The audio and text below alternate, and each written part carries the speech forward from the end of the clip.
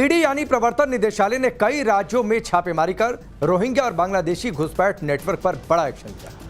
कथित terror funding और अवैध घुसपैठ नेटवर्क से जुड़े मनी लॉन्ड्रिंग मामले में देश के अलग राज्यों में 13 ठिकानों पर छापेमारी की। उत्तर प्रदेश, दिल्ली, मुंबई और पश्चिम बंगाल में यह छापेमारी की गई है। छापेमारी के दौरान क्या क्या ईडी ने बरामद किया वो आपको बताते हैं। ईडी ने डिजिटल उपकरण, अहम दस्तावेज और दूसरे साक्ष्य जब्त किए। ईडी की टीम ने मामले से जुड़े लोगों से पूछताछ भी की है, उनके बयान भी दर्ज किए।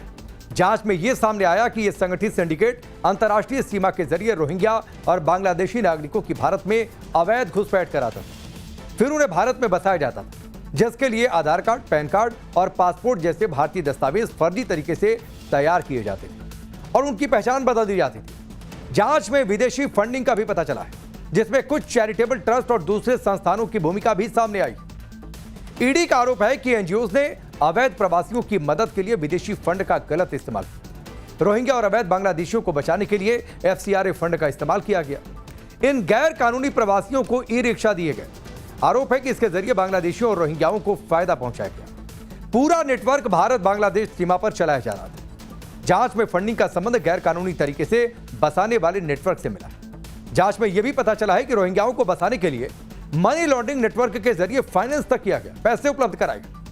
अब ईडी इस कथित टेरर फंडिंग और घुसपैठ की जांच कर रही है। जांच के दायरे में चैरिटेबल ट्रस्ट भी है। अब आपको बताते हैं कि कैसे विदेशी फंडिंग का इस्तेमाल किया जाता था और कहां से फंड मिल रहा। जांच में यह सामने आया है कि एफसीआरए रजिस्टर्ड ट्रस्ट को यूके से फंड मिला। कथित तौर पर फंड को छोटी छोटी किश्तों में भेजा गया। ट्रांसफर की रकम कभी 1000 हुआ करती थी, कभी 6000 या कभी इसके बीच के कोई अमाउंट। कथित तौर पर जांच से बचने के लिए छोटे छोटे पेमेंट किए गए। अब पैसे के लेन देन यानी मनी ट्रेल की जांच ईडी कर रही है कि यह पूरा सीक्वेंस क्या कहता है। फिलहाल ईडी जब्त किए गए डिजिटल साक्ष्यों और दस्तावेजों की भी जांच कर रही है। एजेंसी के मुताबिक जांच के आधार पर आगे की कानूनी कार्रवाई की जाएगी। तो यह एक बड़ी कार्रवाई ईडी की ओर से। आगे बढ़ते हैं। अमेरिका में एक मशहूर कहावत है कि जो आंगन में सांप पालते हैं, सांप उन्हीं को डसते हैं। हर देशों में, मुल्कों में यह कहावत कही जाती है, अमेरिका तक। अब पाकिस्तान के मामले में यह कहावत 100% सटीक, क्योंकि आतंकों को पालने वाले पाकिस्तान अब बर्बादी के बरमूडा ट्रायंगल बन चुका है। बलूचों के बाद अब पश्तूनों ने भी कैसे पाकिस्तान के टुकड़े होने की मुनादी कर दी है, इस रिपोर्ट में आती है।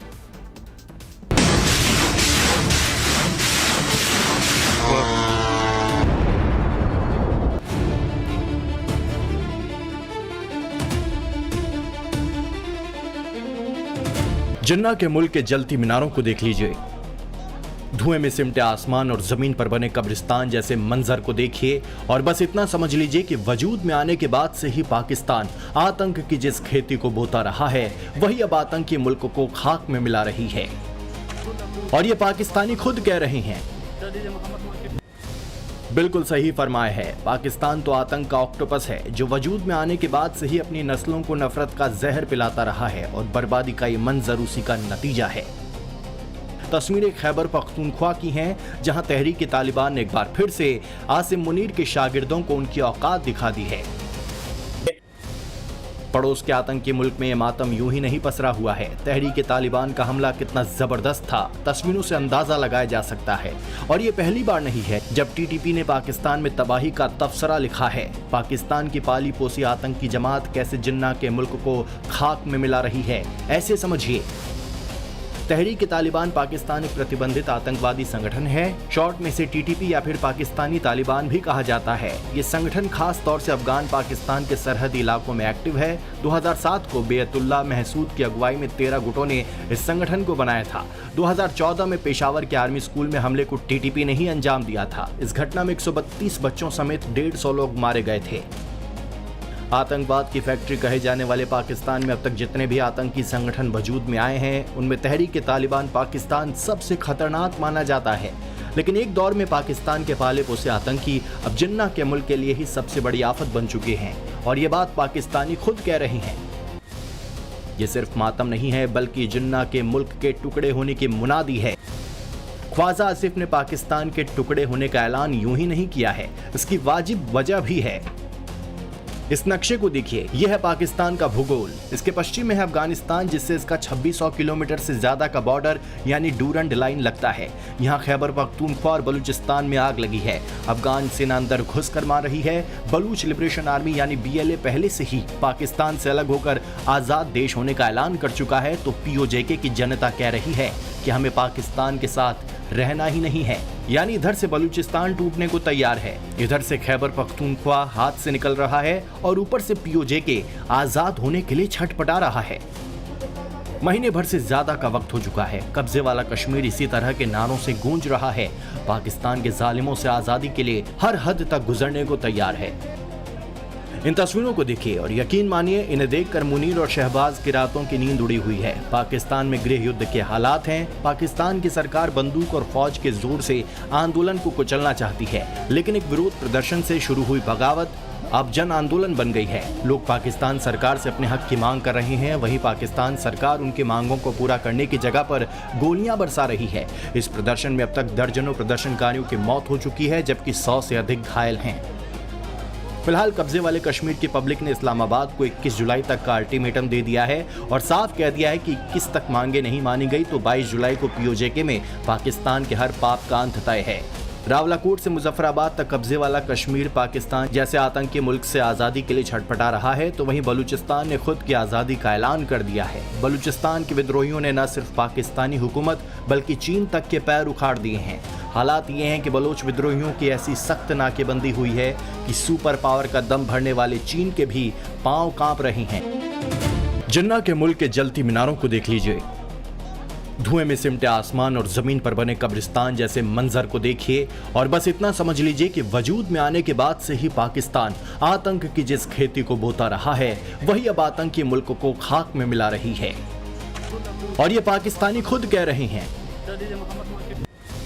बिल्कुल सही फरमाया है। पाकिस्तान तो आतंक का ऑक्टोपस है, जो वजूद में आने के बाद से ही अपनी नस्लों को नफरत का जहर पिलाता रहा है और बर्बादी का ये मंजर उसी का नतीजा है। तस्वीरें खैबर पख्तूनख्वा की हैं, जहां तहरीक तालिबान ने एक बार फिर से आसिम मुनीर के शागिर्दों को उनकी औकात दिखा दी है। पड़ोस के आतंकी मुल्क में ये मातम यूं ही नहीं पसरा हुआ है। तहरीक तालिबान का हमला कितना जबरदस्त था, तस्वीरों से अंदाजा लगाया जा सकता है। और ये पहली बार नहीं है जब TTP ने पाकिस्तान में तबाही का तबसरा लिखा है। पाकिस्तान की पाली पोसी आतंकी जमात कैसे जिन्ना के मुल्क को खाक में मिला रही है, ऐसे समझिए। तहरीक तालिबान पाकिस्तान एक प्रतिबंधित आतंकवादी संगठन है। शॉर्ट में इसे TTP या फिर पाकिस्तानी तालिबान भी कहा जाता है। ये संगठन खास तौर से अफगान पाकिस्तान के सरहदी इलाकों में एक्टिव है। 2007 को बेअतुल्ला महसूद की अगुवाई में 13 गुटों ने इस संगठन को बनाया था।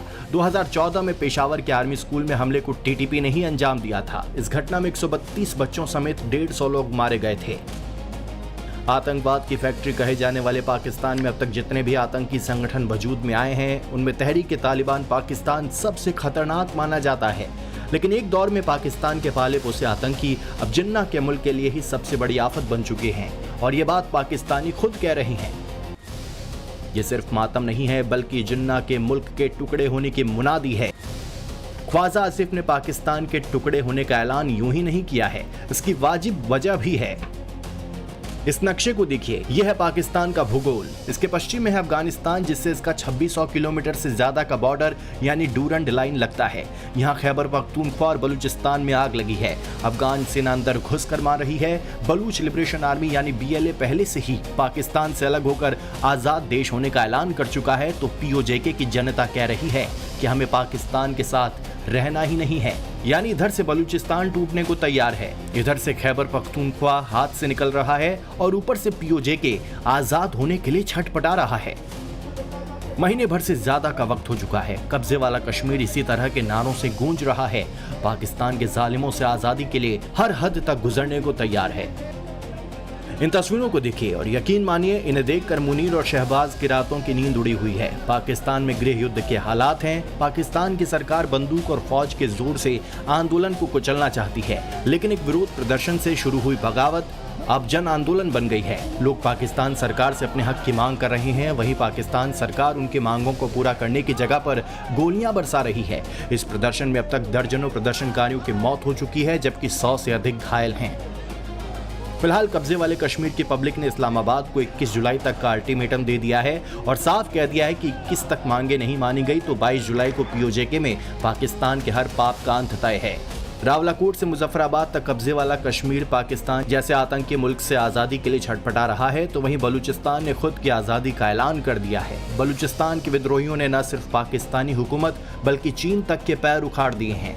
हालात ये हैं कि बलोच विद्रोहियों की ऐसी सख्त नाकेबंदी हुई है कि सुपर पावर का दम भरने वाले चीन के भी पांव कांप रहे हैं, क्योंकि रास्ते बंद है, रसद ठप है और खदानों से निकाला गया सोना तांबा बाहर नहीं निकल पा रहा है। Bureau report, times now Bharat. इस समय की बड़ी खबर है बिहार से, जहां पर आरजेडी को बड़ा झटका लगा है। प्रवक्ता मृत्युंजय तिवारी ने आरजेडी से इस्तीफा दे दिया।